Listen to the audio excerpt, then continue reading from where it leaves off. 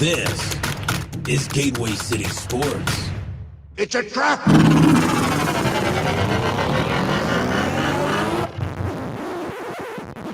Oh, I'm sorry. Did I break your concentration?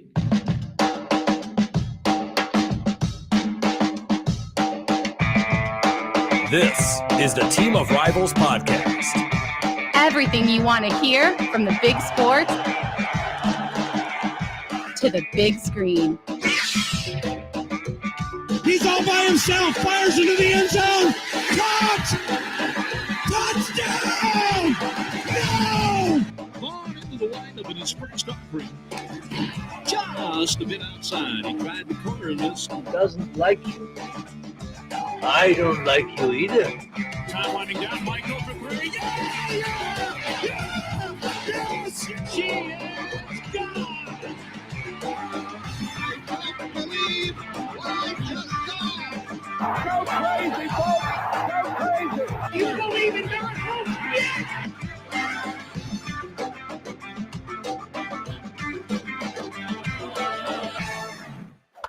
Number 5 and ready. What?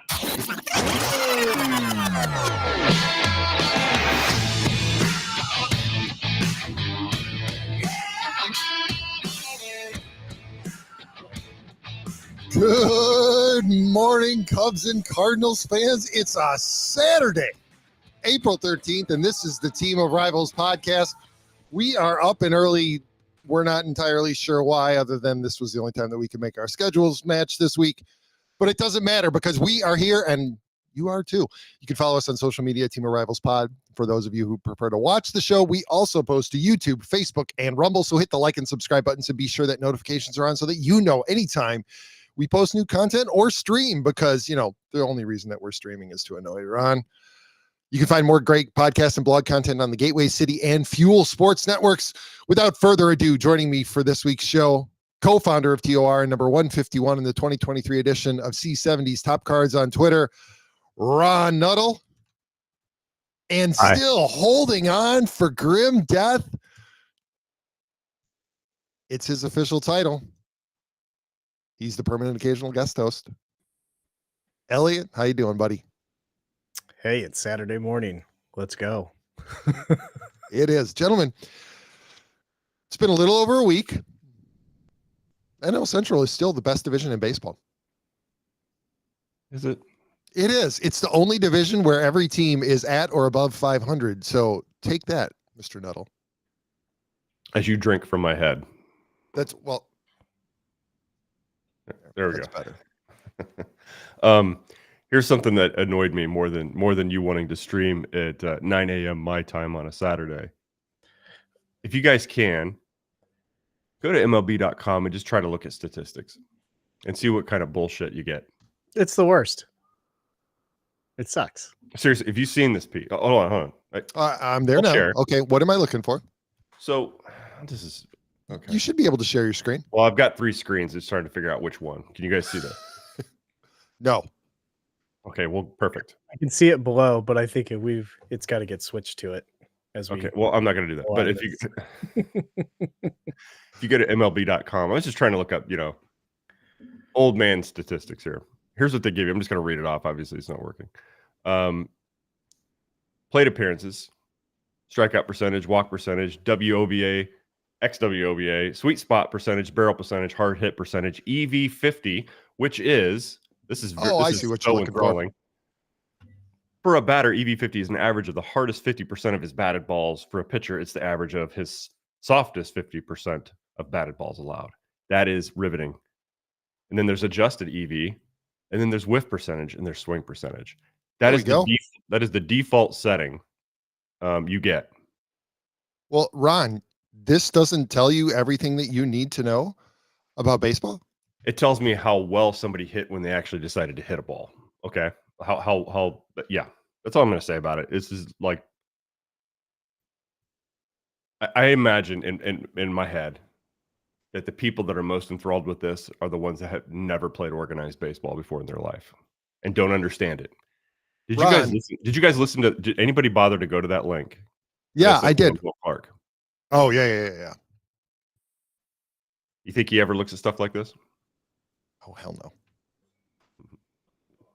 It's bad. I mean, this is just uninteresting, guys. I mean, I would want to look up. Hey, just curious, who are the batting average leaders? And I know it's a useless stat to, again, people that have never picked up a real baseball bat, or who don't care about the story of the game. Right. I was just looking, the basic stats you'd read on the back of a baseball card. That's what I was looking for. And this is the default setting. You actually have to change it in order to get that stuff. So I'm annoyed. I'm just closing MLB.com. It takes you to Baseball Savant. Again, probably run by a bunch of people who have never picked up a baseball bat in real life. Not wiffle ball at the family picnic. So I'm shutting it down. I'll probably never go back to that. Okay, I'm done. He achieved how I started my exit Saturday velocity of 50 miles per hour on that wiffle hit, Mom. That was incredible.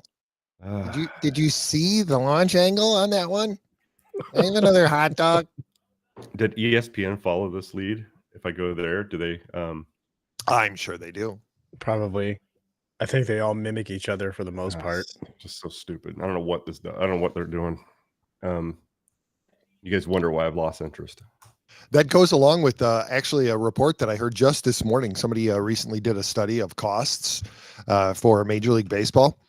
And I mean, obviously we're in an inflationary cycle now anyway, but the average cost of a hot dog now has increased, and taking inflation out of it has increased by what did they say? I think it's 200% since a century ago. A century ago, it was pretty universal. A hot dog was 10 cents, which in today's dollars would be $1.80.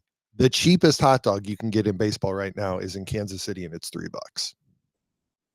And that's just a basic hot dog. That's not, the crazy Kong dog with Rice Krispies and cornflakes. If Costco can keep their hot dog $1.50, I think baseball parks can make their hot dogs pretty cheap and affordable. And it's not like they're huge. And what baffles me is like the parks are full. The average ticket price in Dodger Stadium is $115. At Yankee Stadium, it's $100. You watch a game, the park's full. I mean, my God! But I can't imagine. Like, it's got to just be a bunch of dinks, because who's bringing like Ron? Mm-hmm.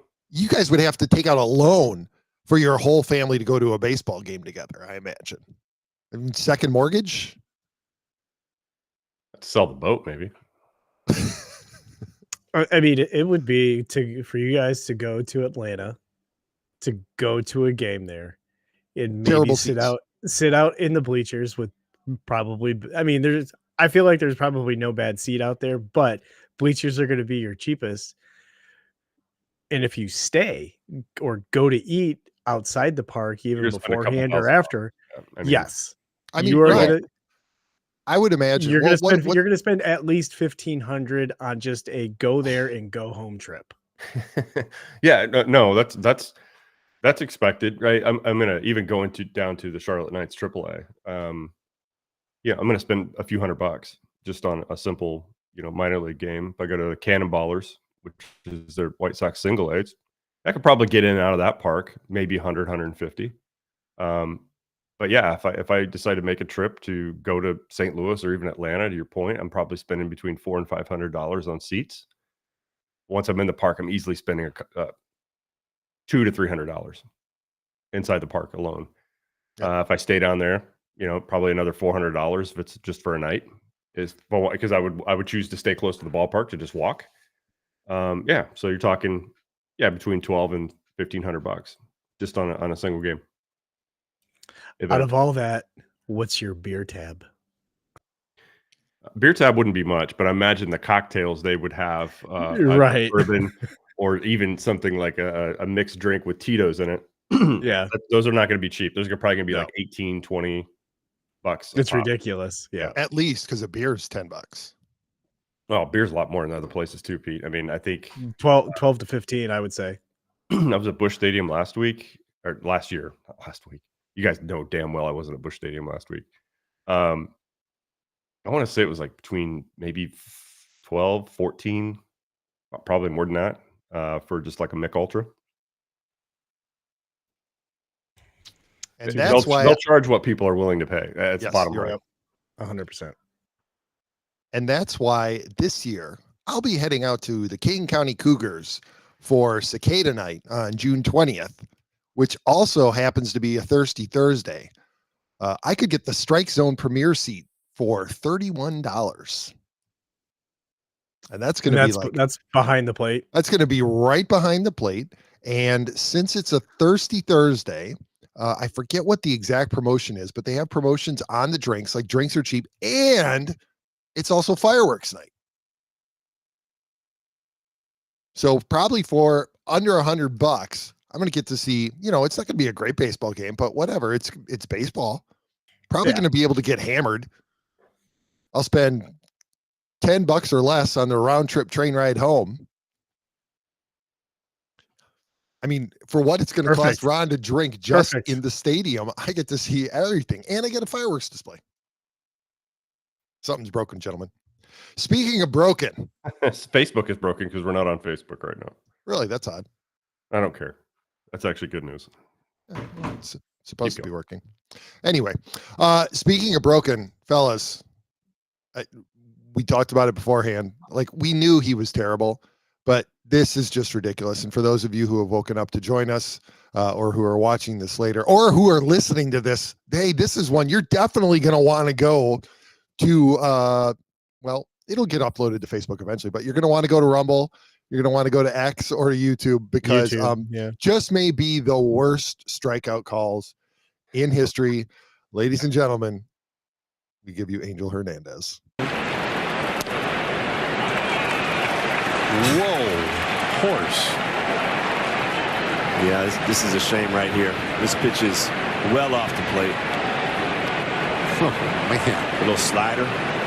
2-1. And, oh, my goodness. What in the world? My goodness. Are we trying? 2-2. You have got to be kidding me. This is just bad. 3 consecutive pitches well off the plate. Catcher's having to move the glove back a foot to try to frame that thing. He is awful. He's just awful. That's just one this year too. I'm stunned. Like, when I woke up this morning, I was just quickly scrolling through to figure out what it was that we should talk about today. And when I saw that, I had to figure out our new media software, because I had to include that. That was just awful. I mean, and every Rangers fan is yelling, robot humps, right? I mean, Angel Hernandez is single-handedly pushing MLB to robot umps. Well, and he's going to force them to do it and take it out of the hands of umpires, and not even add that element of the human condition to pitching for people like the Greg Maddox's. Well, it's not helping to Kyle Hendricks at all right now anyways, but any pitcher like that works off the corners, that is nibbling on the strike zones. I mean, my God, he is trying to get himself fired, and he is daring MLB to do it. I mean, a case like that argues against allowing umpires or players a certain number of challenges on missed calls. 100%. Because you're challenging every single one of those. Like, if you have, and you're winning, right? And you're telling Angel Hernandez you suck.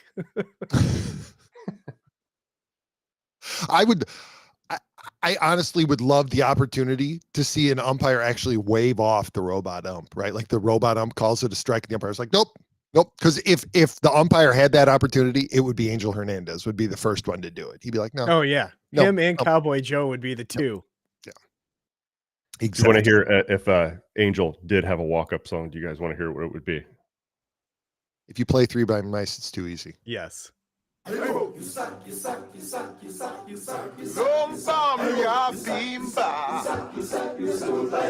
boy has no skills. You schooled by a little girl.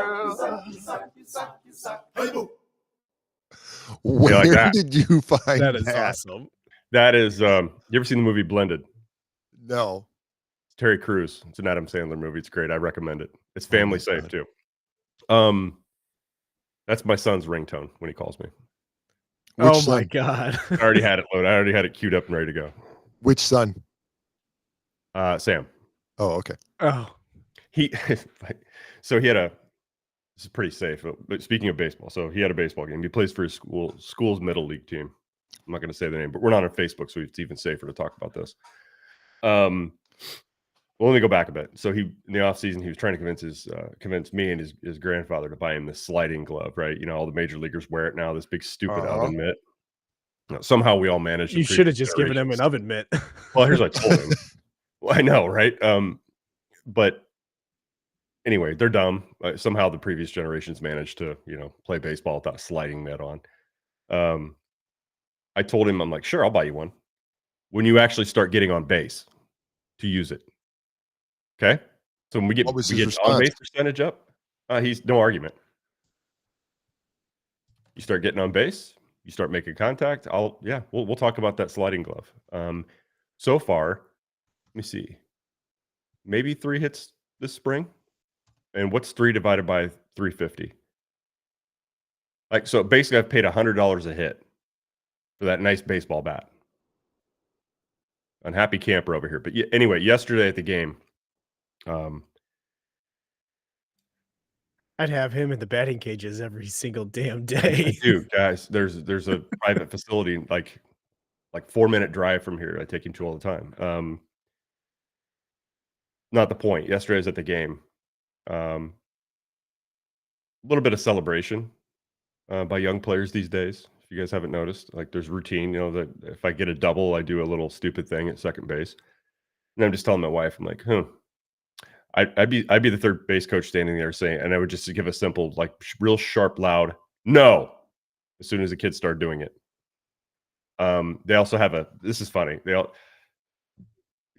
A routine out, right? Nothing spectacular. Okay, you nobody's on base. The players like they do in major leagues, they throw the ball around the infield before they hand it back to the pitcher. No big deal. Our team gets together and taps gloves too at the same time. Okay, really, that's okay. Whatever, right? It's a newer thing. We didn't do that, but I don't have a problem with that necessarily.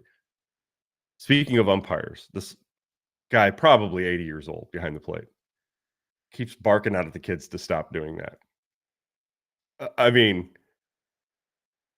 the antics on the base paths, that would be me as a coach. I would be barking out. You ain't won anything yet, right?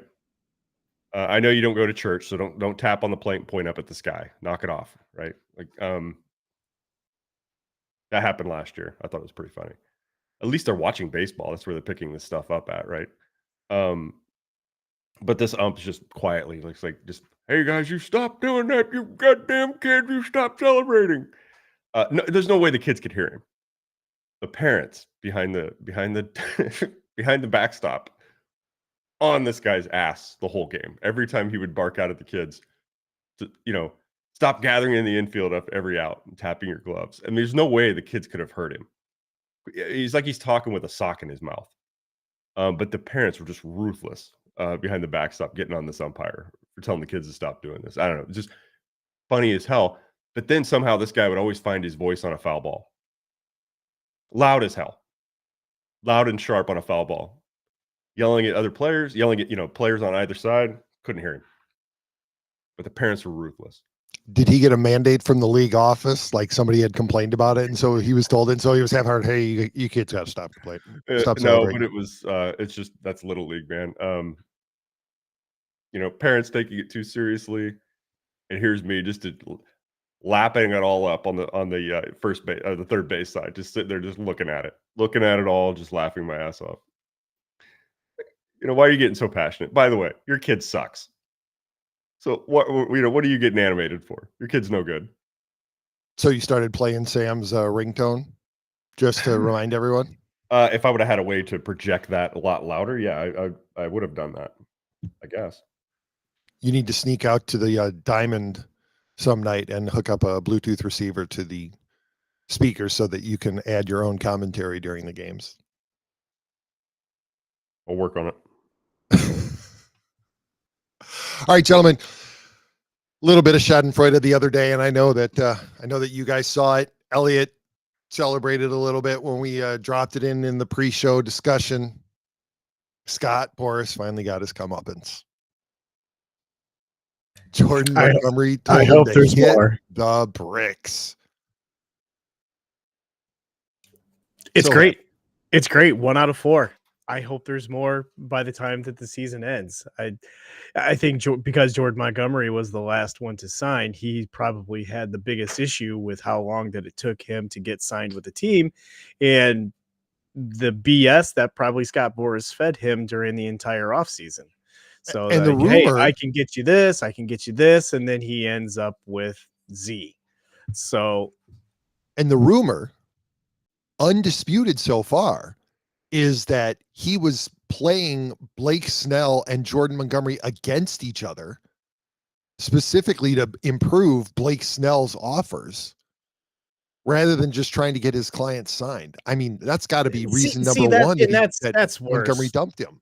Yeah, that's worse. You got to think, as if you're hearing this as Blake Snell, as Cody Bellinger, that what is he going to do the next time that I'm up in 2 years or whatever, and I'm looking for another contract? Is he going to play me against another younger person to try and boost up theirs?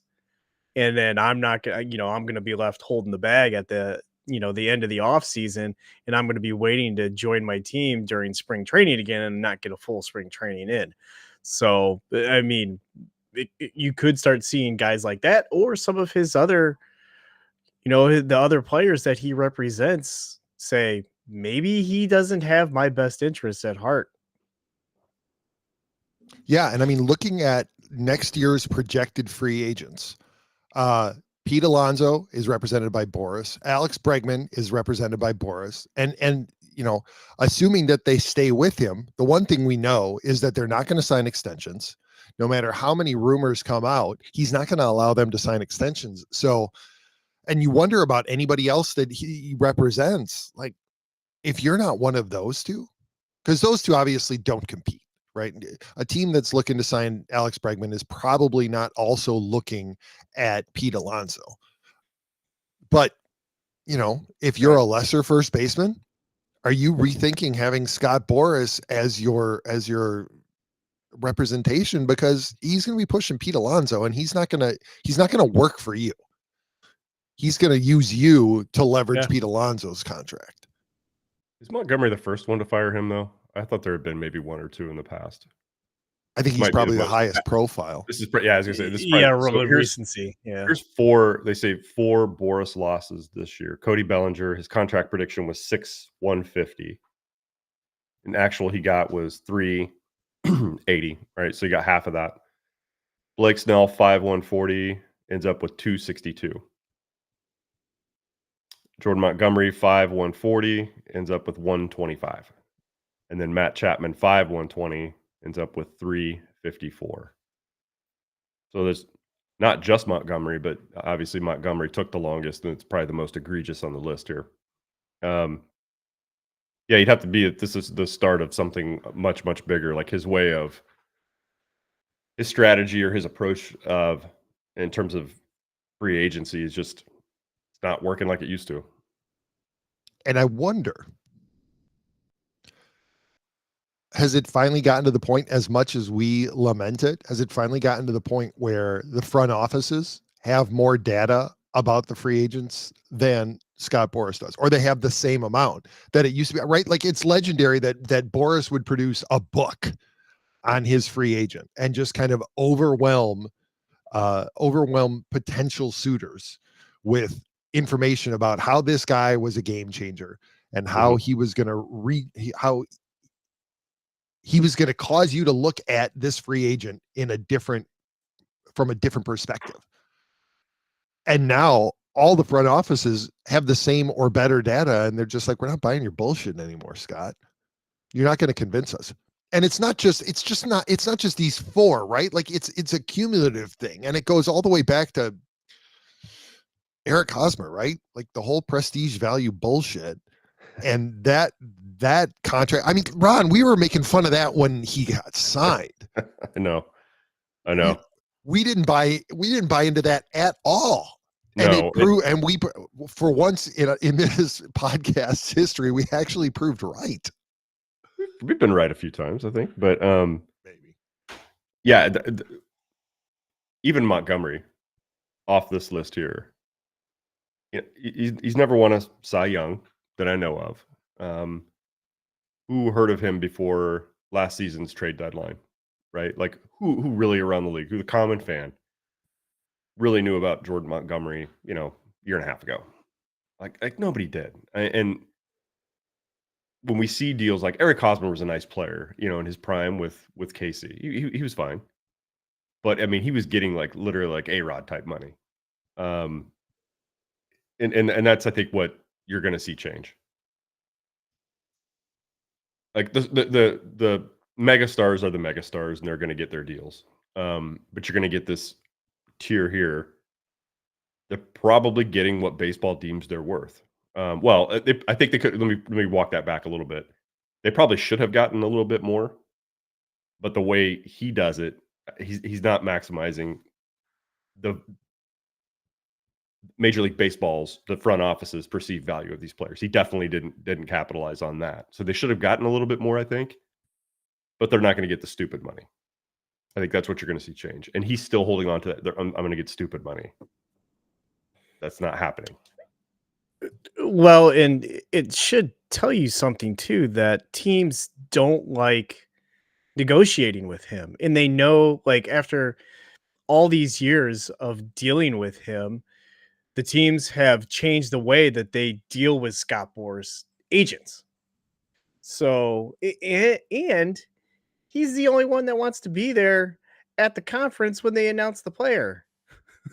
Like you don't. I love it. I respect the Cubs a lot for this. I know other teams have done it too. I know it hurts to say it. You're not talking to the owner. You're talking to the person who runs the damn team. That's who you're talking to. You're not talking to me. I hire somebody to do this stuff. You're going to talk to them. Don't call me. Right. I'd love to see a stop to that too.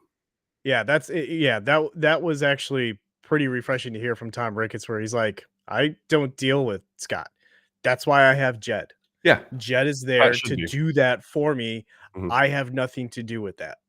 Yeah. So yeah, it's good. It's good that he did that. And it's funny because during that Cody Bellinger press conference, you can kind of see the annoyance a little bit in Jed's face when he was talking. Yeah. Like, God, I fucking hate this guy.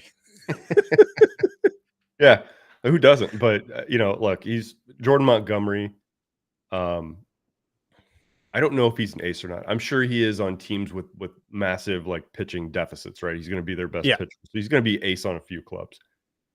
He's not going to be an ace on the top third of the league.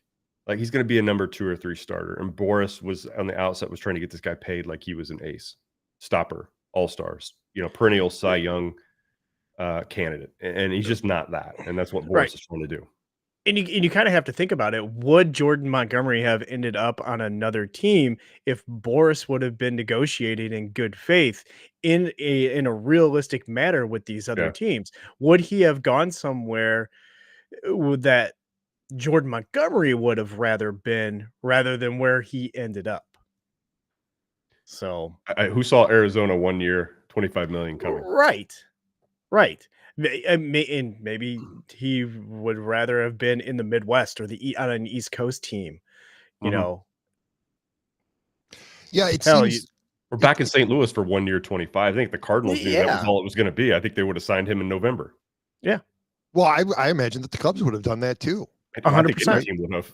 But that's where finally Boris's model has failed, right? He doesn't want to deal in that meaty part of the bell curve. He wants to deal on the extreme end, counting on a team panicking, right? That they get to spring training and they have that one hole and they absolutely have to fill it, and then he gets to name his price, rather than creating a market in the meaty part of the curve where the Cubs and the Cardinals and the Rangers and and Arizona. And I mean, think about all the teams that were looking for starting pitching in February would have been involved if he had been more reasonable in his ask. But then it got to the point where teams are looking at it and they're saying, well, we've had, like the Cubs, we've had experience with that. Craig Kimbrell was great for us once we got him right, but he didn't get a chance to spend spring training with us.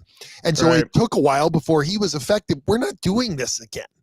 we're not going to go ahead and mess around with getting a guy healthy and paying him a ridiculous amount of money. If he can't be with us at the beginning of spring training and get up to playing shape in time for the start of the season, we're out.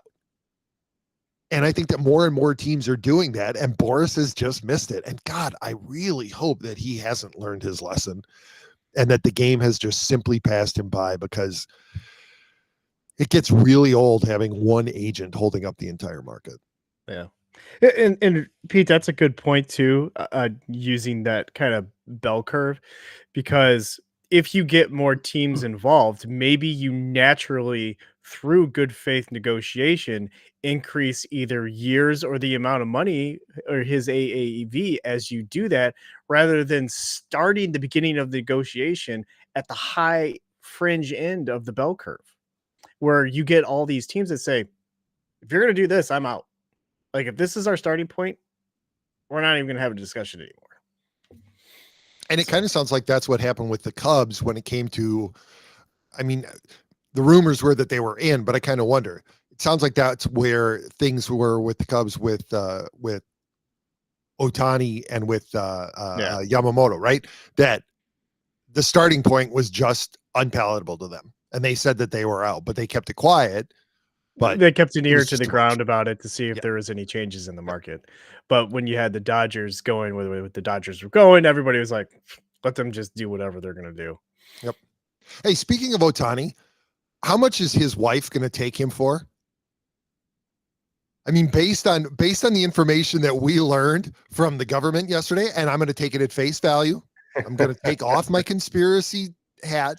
You jump topics way too quick. I was gonna you ruined it for me, so I'm not even sure it's worth doing anymore. If Scott Boras had a walk-up song, what do you think it would be? The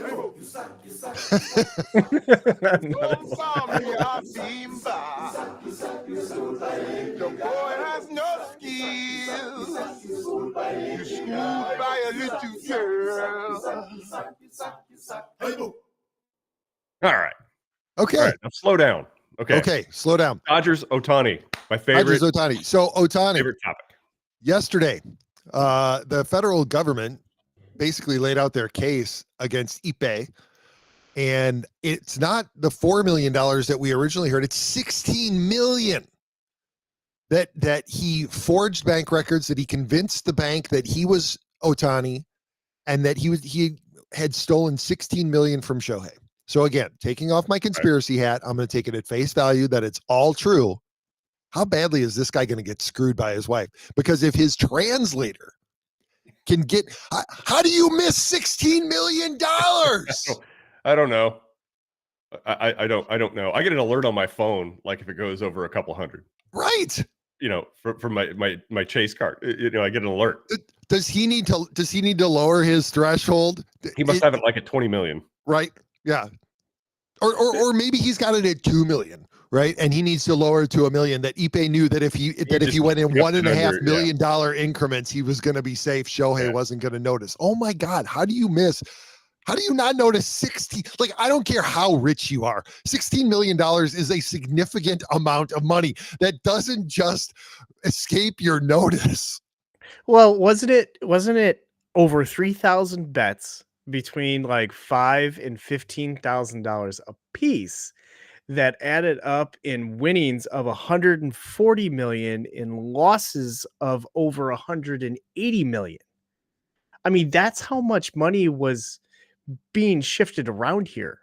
Like, this is not a small amount over the course of the years. This is a ton of money. He's got to fire his money manager, right? His money manager didn't notice this money going out. Was this guy not only the translator? We were talking about this a couple weeks ago, right? Like, right. How many I mean, they do a lot for the players. Like, the players basically don't do shit, right? These translators, whoever works for them, excuse me, they do everything for them. Although officially the translator is employed by the baseball team, because it was the Dodgers who fired him. Well, was it the same translator? Obviously, had to be with him in his days in Anaheim too, right? Yeah. Yeah. I think he moved with him from Anaheim to LA. I'm wondering. So this had to be going on in LA. To go next door and get my attorney neighbor. Like, so Ohtani, can he take any action against his former club and the Dodgers? I would think so. Right? They hired him. Right. They didn't vet him. Now, is it their fault that the dumbass maybe, gives his PIN number and hands his card over to? I mean, I don't know, but you would think that there might be some recourse there potentially. I mean, we've talked over the years, Ron. I mean, ever since we've known each other about some of the dim bulbs who play baseball. Right. Yeah, there's a lot of them. The argument may be being made that the quote unquote greatest baseball player who has ever lived is a complete freaking moron. And he's not the greatest baseball player that ever lived, by the way. That's why I was trying to look up basic stats before, but MLB.com that wouldn't let me. I swing bat. I hit ball. I'll give ESPN credit. They do have the standard stats when you pull it up. Yeah. Good for them. I'm sure that's an accident, that there's a problem in the code and they'll have it fixed by the end of the show. We haven't made this uninteresting enough. We need to go at it again. Yeah. No, your point is right. The face of John Rocker, when you said we have some dim bulbs in baseball, the face of John Rocker just appeared in my mind. There's a lot of them. I mean, I don't want to just pick on that guy. There's like a ton.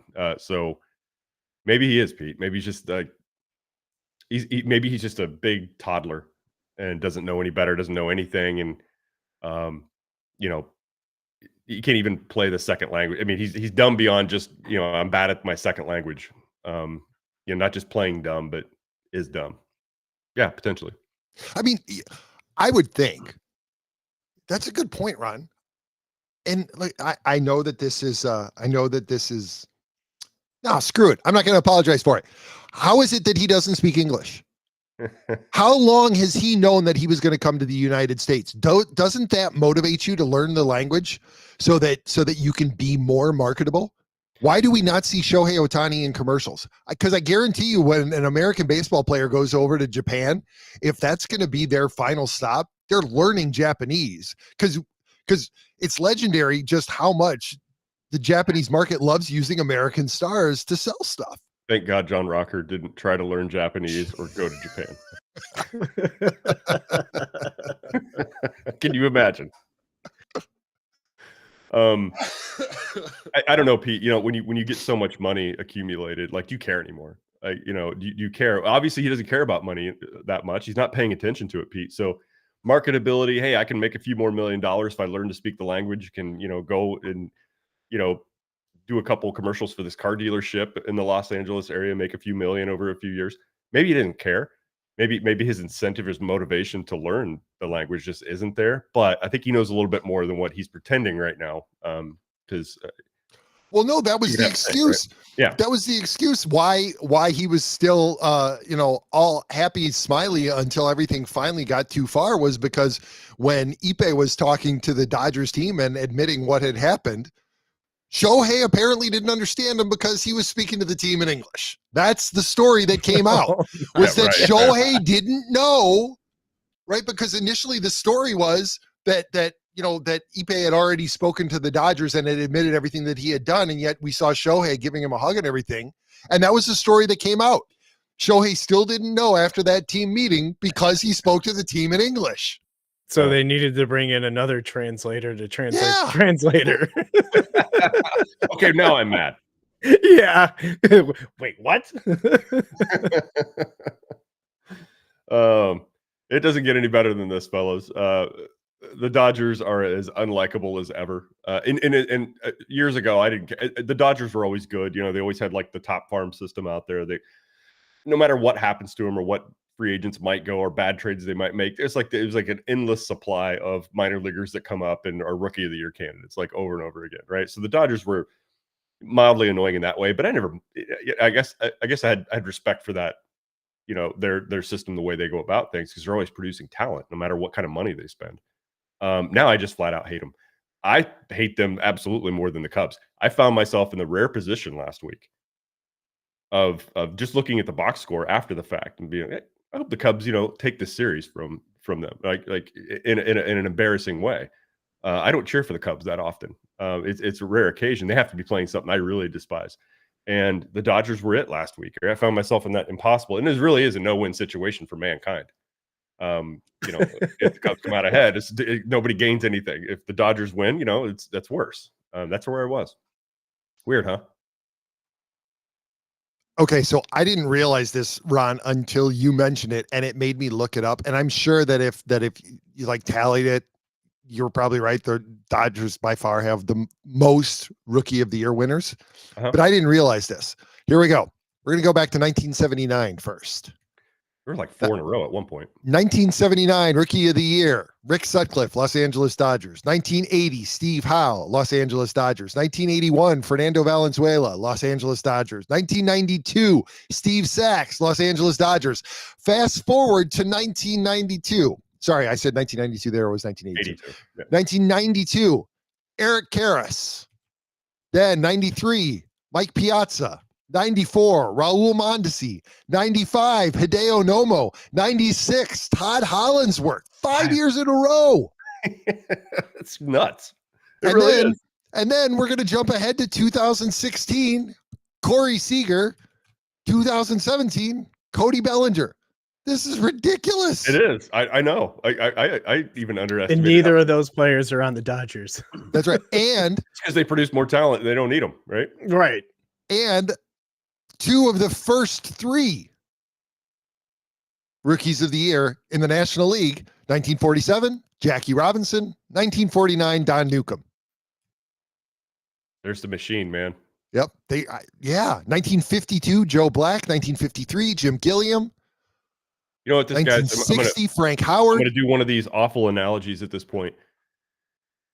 The Los Angeles Dodgers' ability to produce talent through their farm system is like the McDonald's French fries. They are the best, and no matter what anybody does to beat them, you can't do it.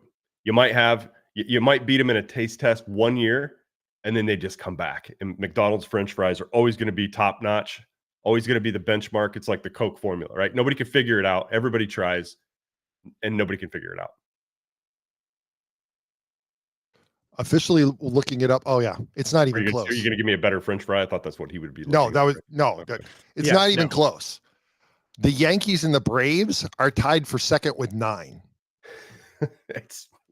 The Dodgers alone have won 18 Rookies of the Year. They've produced 18. That's nuts. You got to give that organization credit on how they've done it for that long. You know the front office in minor league system has switched over too, and they still do it. Yep. Bringing up the rear, the Blue Jays, the Rangers, and Ron's favorite team, the San Diego Padres. I'm actually surprised. They've all only produced 2 Rookies of the Year. I'm not surprised. You're not surprised that the Padres haven't produced more than 2? Even the expansion teams have produced more. Like the latest expansion teams have produced more Rookies of the Year than those teams. That's embarrassing. No, obviously there are at least 3 teams that have never won one, because the thing that I'm looking at right here shows 27 teams have had Rookies of the Year. Wonder who the 3 that haven't. Give me a second. Get this. We got to find out.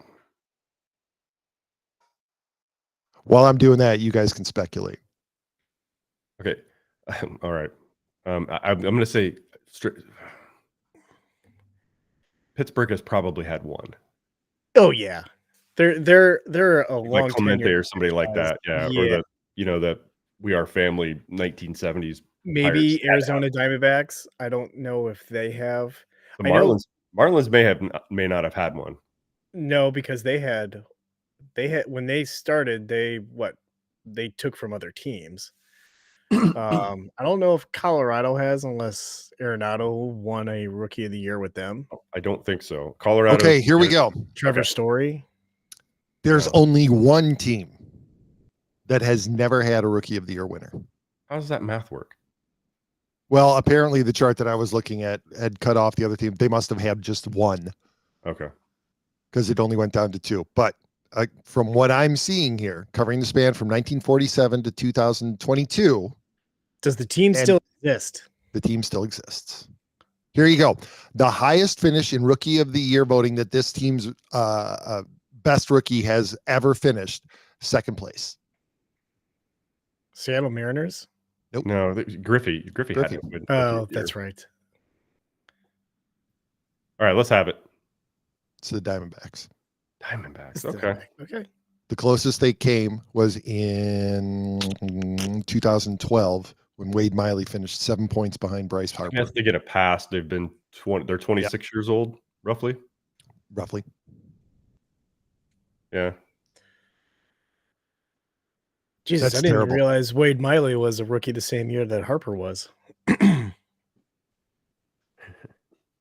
I know. I think Wade Miley's like near 40. I know. Well, he probably is, but remember, I mean, Bryce Harper was what, 18 years old, 19 years old when he came up? 19 or 18, almost 19. It's like 18 and 200 and some days or something like that. How did old Jackson Holiday do on his debut? Interesting side note. Good. So when did I talk to Matt Holiday? I think it was over COVID. It was 2020. It was in July. Interviewed him over at Two Birds on a Bat. And he was down in Atlanta watching his 16-year-old play. It had to be Jackson. And I remember, I should pull the clip up on this. He was talking about how athletic he was, and he's down there watching his son play baseball. It was during COVID, so they started playing again. And I remember asking Matt, and like, well, at 16, does kid think he can take dad down? And it was pretty much a flat out no. So I wonder if I was able to ask Matt Holiday today, can the boy take on dad now? I wonder what he would say. Well, in his debut, he went 0 for 4 with 2 strikeouts. That's all right. He's only 19, for Christ's sakes, right? Did he have an RBI on his debut? Yes, he did have an RBI. Okay. And then I think he actually in the field he missed. They were tough plays. He missed a couple of over the shoulder pop ups too. Yeah. Well, you get the dude crushes baseballs though. Dude crushes baseballs. He get all that adrenaline, at a normal rate. Maybe the next game he probably fare a little bit better. I'm sure that there was some nervousness. Imagine being 19, 100%, being asked to get called up and do this. It's not easy. Well, I mean, forget about age at all. Making your Major League Baseball debut has just got to be nerve-wracking. It doesn't matter how old you are, right? It's the thing that you've been trying to do your whole life, and you finally got the chance. It takes something special to be able to not be fazed by that. You got to think. Yep, give it time. I mean, it's good. At some point, these young players have to get their first game out of the way, their first series, whatever it is, right? He'll get it. He'll get past it. I'm sure an injury was probably what spurred the call up anyway. So maybe it's just a short, right? Get some exposure. I think he's up for good. He's up for good. I think he's up. I think he's up for good. There are too many incentives for them to keep him up now. Okay. Yeah, I forgot the rules have changed. And also they've essentially started the clock on him. So you might as well just ride with it. Ride it out. Yep. Well, good luck to him. But it just reminded me of that interview I had done with Matt about, I guess, coming up on 4 years ago. And Jackson was still obviously in high school. He was probably playing travel ball over that summer. Brush with greatness. Yeah. Memories. Well, we're like almost an hour in, and we haven't even talked about our prospective teams. Hey, okay. Well, let's talk about our prospective team, Elliott and Ron. You can do the usual Ron thing. Oh, you're gonna start with the Cubs? That Dodgers trade, not looking so bad. Michael Busch looking comfortable at first base. We may have a long-term solution at first base. Matt Mervis can't be long for the Cubs. I mean, with Owen Casey hitting the crap out of the ball and clearly not going to play in the outfield in the future. Like, I think Matt Mervis should probably be looking for a new home. You know what? In one of the Discord chats that I'm in, I said Matt Mervis is going to turn into a pitcher for the Cubs.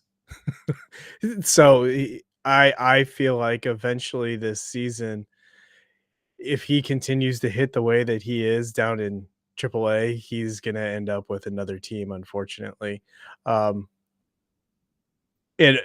But I see Owen Casey staying with the team. I think super likable dude crushes baseballs as well. He's got a great arm, better than what we have in left field right now. I hope they hold on to him, and I hope to see him up in some capacity this year, along with what is it, Vizcaíno? Yeah, Luis. That dude has found his swing. I mean, I feel like the Iowa Cubs are right now There a it is. quadruple A baseball team. It is nuts. So Yeah, I was thinking about this the other day. I hope Cubs fans don't get too, I mean, I like them and all. I hope the Cubs fans don't get too attached to Nico Horner and ooh. And I had the perfect comparison the other day after we had our long conversation about the Happer. Ian Happ is Roger Dorn. The Happer? Yeah. A Happer? Just go with it. No, you know what? He's not the Happer, Ron. He's Roger Dorn from Major League. He's more concerned with his business. God damn it, Dorn. He is. So I Cubs fans, I hope that you're not too attached to Roger Dorn and Nico Horner, because I think that Matt Shaw and Owen Casey are going to end up, and those extensions that they signed, going to make them nice trade bait, I think. Ooh. I think Matt Shaw's gonna push Nico Horner out of Chicago. As much as I like him. Yeah. Dude, I mean, talk about dude crushes baseballs. He's gonna he's gonna make baseballs. That would be a tough pill to swallow. Would it? Would it? I mean, Hap's gone. Answer the question, Elliot. Why the fuck are you wearing that Padres hat? Because it's the one that Pete got me. All right. See, somebody loves me. I just noticed from Petco Park. It's actually my go to the gym hat. So somebody loves me. It's good to know. Ron, where are all the things? I'm wearing a hat I think I picked up on vacation because I didn't bring one. Nice.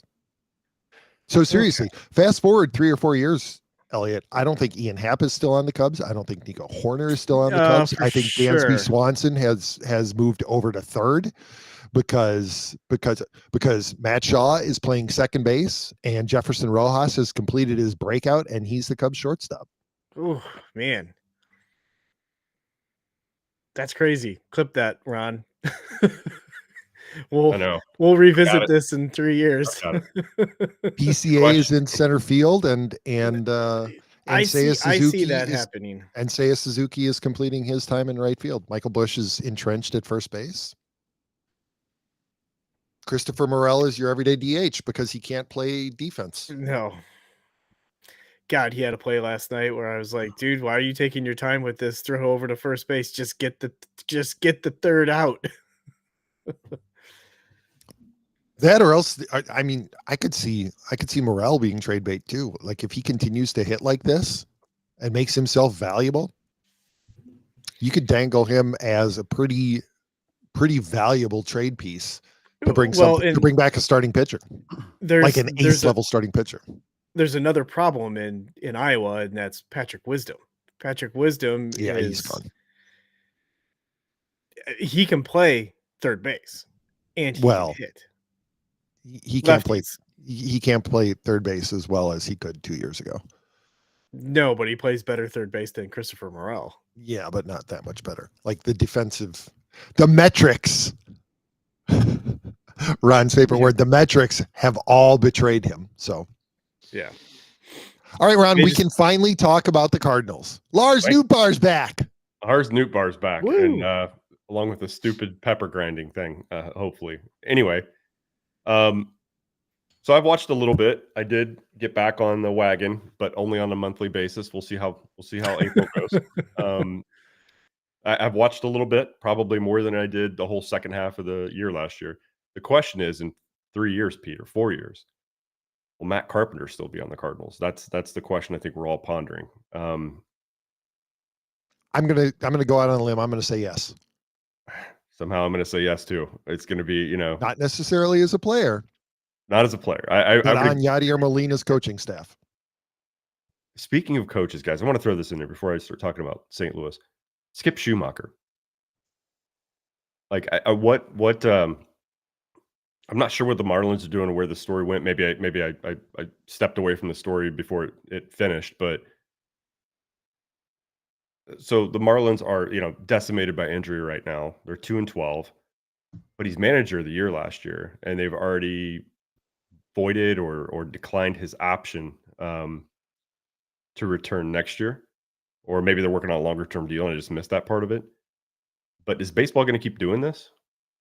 Like, you just go ahead. The solution is always change managers every 2-3 years, or in some teams, I guess, every year. Is that the way to go about it? Like, is he so far off what those expert Marlins are looking for that the only way they can fix this is to go to another guy? I don't quite understand what teams are doing these days. I won't say that I have a full handle on what happened down there, but it sounds like the departure of Kim Ng had a lot to do with his not sticking around. Okay. I don't know. Yeah, maybe that's it. It almost sounded like it was a mutual thing. Like he said, because apparently he was pretty close with her. So I kind of wonder if he didn't go to the front office and maybe he forced it. We'll never know, obviously. Maybe he forced his hand and he said, give me an extension because I don't, after the way you guys dealt with Kim, I don't trust you. And I want a little bit more security. And they were like, tell you what, we'll go one better. You can finish out the season. Well, maybe it is coming from him, in all fairness, because I don't know.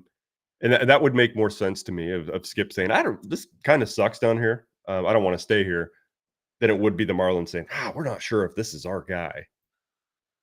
Like, I think there'd be teams lined up to talk to Skip. He's a good baseball guy. Just weird, struck me on. But anyway, the Cardinals are at 500.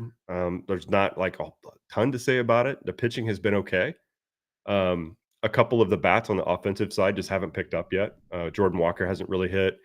Goldschmidt struggled a little bit. A little bit scary.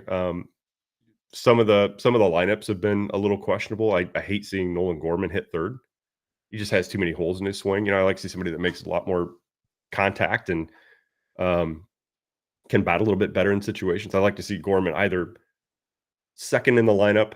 I know stat heads are freaking out right now. That's your most productive bat in the 2-hole, whatever. Or I'd like to see him farther back in the lineup, maybe fifth. But that's me. That's armchair, manager on Monday morning. So it's offense has been a little bit inconsistent. Some bats haven't taken off yet, but really it's like I don't have a real impression yet. You guys know I've said this every year. Let me get 40 games in, and I'll probably have a lot stronger opinion on what we have. Sonny Gray made a great debut. 5 shutout innings. So what they need, they need that guy you can call on as a stopper. Leader in the rotation. He's so far so good, but it's only a 5-inning sample size. Obviously my opinion hasn't changed, right? They needed a little bit more than that, but at least his debut was a good one. But other than that, like I don't know yet, guys. I don't know. Ron, I think that you need to give Jordan Walker a little bit more run because his BABIP. Said he hadn't started hitting yet. I didn't say he needs to be traded or sent down. His BABIP is 226, and obviously he's going to regress to the mean, and so that it's only a matter of time because 226 BABIP is just as unsustainable as a 500 BABIP. So that's just not going to continue. I mean, he continues. He still is seeing well over 3.5 pitches per plate appearance, which is right in line with last year, and I think that we would all agree that he was fairly excellent last year. So it's only a matter of time before Jordan Walker, becomes the star that we all know he's capable of being. Uh-huh. I could read all of that on X right now if I just scroll a little bit. That's right. Almost word for word what you just said. If I didn't have them muted. It'd be a very enlightening thread, I'm sure. How annoying is it though to see Milwaukee at the top of the division at 9-2? Oh, God. It's a fluke. We say that every year. I know. I'm not dismissing it. It's a fluke. Yeah. It's a rip in the space-time continuum. Playing the Marlins, playing the Nationals, playing I haven't Seattle. I haven't looked at like who's played, really take an inventory of who's played who. That could have a lot to do with it. Pittsburgh 10-4 though. We know what's going to happen there. They haven't played Crazy. anybody. Yeah. Nope. If you look who last they thing. played, Same it's team. nobody. Same teams. Last thing. Love Cardinals fans. Tyler O'Neill. Oh God, I saw this yesterday. Tyler O'Neill. Folks, everybody needs to just calm the fuck down. Cardinals, I mean, I don't know if they have selective memory or if it's just goldfish memory from year to year. We have seen this from him so many times. He started the year hot, or he's come off an injury, and in a minute he's back in the big leagues, he gets hot for a week or two. It's happened every time with this guy. And then what happens? He goes right back to being Tyler O'Neill. He's either hurt again or he's swinging it fucking anything up there. And as my dad called, it's like a Cat 5 hurricane, just whiff, whiff, whiff. That was my dad's words. It's going to happen again. And Cardinals fans out there, oh, look, another Adolis Garcia, another Randy Arozarena deal. Like the Cardinals have missed on all these things. Well, Tyler O'Neill had like 6 years in St. Louis to prove that he could do anything consistently. He had one good year, and that was 2021. All right, kids. You recall the postseason of 2020 and 2022? His ass was on the bench. They weren't starting him. That's how good he was. The guy had like mile of runway to prove himself in a Cardinals uniform and never could do it. So I got sick and tired of seeing him. I got sick and tired of seeing his name on the IL. I mean, shit, he's been the IL so much. He was on the DL before he was on the IL. You know, for like probably 2 seasons if you added it all up. So Tyler O'Neill is who he is. Yeah, it's going to look awful right now. He's going to go right back to being Tyler O'Neill. There's going to be a situation up in the 9th inning where you're down a run, and that's going to be the last guy you're going to want to see at the plate. Because he's not going to take a quality at bat. He's going to get himself down. And that's the way it is. So Randy Arozarena and Adolis Garcia, those were bad deals. Those guys did not get much of an opportunity up at the big leagues to prove anything. You could probably say Arozarena is the most egregious. And Garcia, they held on for at least a while in the minor leagues, and he was DFA'd once before he, figured it out. Or he found roids. Or he found gamma radiation in the offseason, and it bulked him up. I don't know, but the Tyler O'Neill thing, guys, he had way too many opportunities. It was in a Cardinals uniform 2 years, 3 years longer than he needed to be. So just shut up. Please. I don't want to hear you anymore. But his physique, Ron. I don't care. Fine. Yeah, great physique. We all wish we had it. No, we don't. Because if you had that, you have to maintain it. Well, it takes a lot of work. But it would take a little bit. It would take a while, though, before it wore off. And I'd take that physique for a good 4 or 5 months. I think you could break that down in less than 4 or 5 months, Ron. You could have that thing gone within 60 days. I guess at my age, yeah, it'd probably deteriorate a little bit faster. But just eat McDonald's every day. I would take it for a week or two. So that's my take on that. I don't know why people are freaking out. And now they're looking at the Cardinals. Hey, if the Cardinals if they lost their way, like guys, fuck, they've been losing their way since 2015. What is Mad Dog Russo just noticing this? The Cubs sent them into a death spiral, huh? I did that. Well, yeah, the Cubs and the Cardinals themselves have voluntarily sent themselves into a death spiral. So, yeah, I don't know. That's probably what I'll end on, but it's just annoying.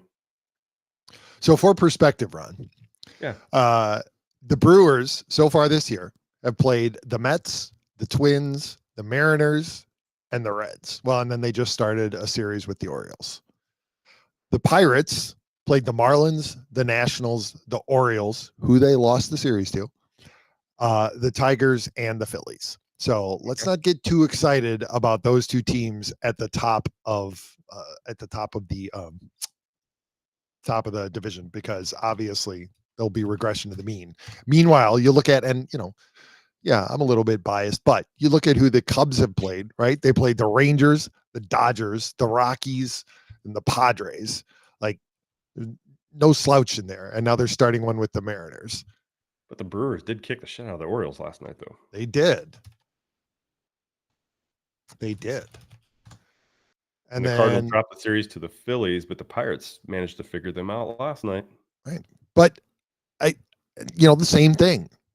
The Cardinals played the Dodgers, the Padres, played the Marlins. Should have swept the Marlins because they're the Marlins, and the Phillies, and then they're playing the Diamondbacks, right? Like, to come out of that, if you look at it with some perspective, to come out of that stretch at 500, you got to be kind of happy with that. I'd be more disturbed if they were below 500. But you look at who, based on who they played, the Brewers and the Pirates should be further ahead. You open the season against the Marlins. That should be 3 guaranteed wins right off the bat. And they did take all 3 of those, but still, right? That builds in some cushion. Yeah, it's a good point. All right, so before we sign off here, it's time for Ron's Soccer Minute. Ooh. So yeah, another draw last week. We're looking at the Western Conference standings here. They've got 1 win in their 7 matches so far. They've got 8 points. Ron, 5 draws. Yeah, it's been brutal. 5 draws. They're 5 points back of Vancouver. I know it's early, but Ron, they're 2 games out of playoff contention. Like, if you look at the point difference of who's in the back half of those standings and who's at the top, like a win, those 3 points move you pretty far up the shield there. But that aside, this is not a good start. No, it's not a great start, but it's not awful either. If you look at their goal differential, they're flat right now. They are basically I'd like them to start their season this weekend. But we got spoiled last year, right? They came out of the gate. They won their first 5 games. That's a quick 15 points, and it gave them cushion, and they finished on top of the West. So as my buddy next door explained it to me, there's a disconnect between, the defensive third of the field, midfield, and forward. And it's that midfield is what he's looked at and identified as probably being the part of their game that they need to fix, because there's no connection. No connection there. Their best offensive threat is a turnover due to their high press nature, their defense, that's their strategy, or it's a long ball from a defensive back up to one of the forwards. And there's no connection in the middle. And he's right. They lose the ball a lot there. And the more possession time that they have, it's almost the less quality chances they make. And last year, the formula was they don't want to control the ball, no more than 40% of the time. They want the other team to control the ball because their high press defense is what opened up those opportunities. While they had a ton of opportunities last week, they had a lot of shots. They had 27 shots, I believe, last week. No goals to show for it, but at least they were creating chances. They just weren't. They lacked the finish. They weren't setting up anything that was high pressure or quality. And it's been a little frustrating. I can't believe they've had 5 draws. That's amazing. It's like statistically almost impossible, like through just 8 games in. But we are where we are. They play Sunday against Austin. Sunday, 4:45, just a weird time to play. But I'm not sure what I'm going to do on my Saturday night now, because that's been my routine. So I guess I'll just have to drink. That's a viable option. And listen, I learned this by listening to the At the Park podcast. They're not built to score on. I mean, from what I gather from those 2 incredibly knowledgeable podcast hosts. City One, is, you just have one big fanboy here, and you have somebody that actually knows what they're talking about. City's not built to score off of set pieces or to score in traffic. Really, I mean, the analogy would be to basketball. They're a fast break team, right? They're going to press you, and they're built to score one-on-one on the goalie. They're not built to put pressure on the defense and find holes in the defense. They're scored built in 2 ways. Primarily, they scored in 2 ways last year. It was turnovers from their high pressure defense. Mm-hmm. Or set plays. Those were the 2. But set plays like corner kicks or free kicks or something like that, right? Exactly, but no plays that are actually happening in the zone that are causing pressure on the defense. There would never be 10 passes, they work it through midfield and then set up a play and score. Like, that's very rare that St. Louis does that. It's turnover and set play. That's what they did last year. So, Ron, and I can't believe we're getting deeper into the weeds on soccer on this podcast than we have on baseball. Has the league caught up to them, or have they lost the talent that they had last year that was able to take advantage? So you're going to have to say that again because I'm responding to the call I just declined. Muted. Yep. So has the league caught up to City, or have they just lost too much talent who was able to capitalize last year, and the talent that they have this year isn't able to capitalize? I think the league probably didn't know what to expect from City early on last year, maybe caught a little bit by surprise. I do think the league knows their style now. But I believe that style exists on a few teams, so it does work. So I think it's a combination of the two. The league knows how to play them a little bit better. And yeah, they've lost a pretty good forward in Jared Stroud, who they traded to DC. He's the kind of guy that can feed the offense out on the wings, and they lack depth there. The other guy they lost via just the transfer window, he went back to or he always wanted to play European soccer. All these guys do. Like that's where they want to end up. He went to Italy, and that was Nico Giacchini. He was another guy they had up front that was a little bit more polished than the other guy they have now. He could finish. He tied in the team leading goals last year. So yeah, they've lost a couple key position players, but I think they have depth, but they just don't have the quality of depth that they had last year. I'm going to have to come up with an intro and an outro so that we can officially have Ron's Soccer Minute. I've got an intro. Well, yeah, I know, but it's for your podcast. We're going to have to come up with something different for this quick one, like a 10-second or 5-second. Okay. I like how Elliott dipped in there like he was paying attention for the last 5 minutes. What were you doing there? Were you watching video, or were you playing Star Wars Outlaws? I was actually looking at it's not out yet. St. Louis City and their website to kind of look at some of their stats and stuff. So I was interested. No, for real. If I could share my screen, I would. I think you can share your screen. All right. Enough. I think that's it, right? That's it. We're done. We're good. We're done. We've got life to go on to. You had something to say, Elliott? Nope. All good. All right. So with that, if you enjoyed the episode, don't forget to leave a comment and subscribe. And if you want to help spread the word, please give us a 5-star review and tell your friends to do the same. We're available on Apple Podcasts, Spotify, and wherever else you listen to podcasts. We also occasionally live stream on Rumble, Facebook, and YouTube. Be sure to check out the other Gateway City and Fuel Sports Network podcasts, including the Derek King Sports Show, the X-Fan Show, Talking Sports on the Bleachers with Don Glenn, and, of course, our new favorite podcast, At the Park STL. You can find Elliott on X at TOR_Elliott. And you can find Ron at TOR_Ron75. Brilliant. Never gets any worse.